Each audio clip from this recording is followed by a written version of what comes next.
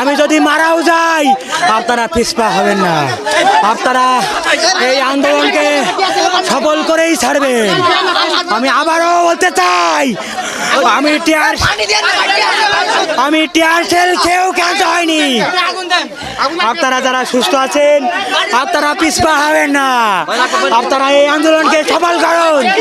পাশাপাশি আমি সমগ্র বাংলাদেশ সকল আপামার জনতাকে অনুরোধ করব, আপনারা এখনো যারা আপনাদের সন্তানদেরকে ঘরে আটকে রেখেছেন আপনারা দয়া করে তাদেরকে ছেড়ে দিন, এই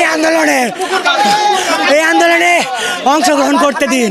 মনে রাখবেন, আমরা যদি এই আন্দোলনে ব্যর্থ হই আগামীর বাংলাদেশ ব্যর্থ হবে।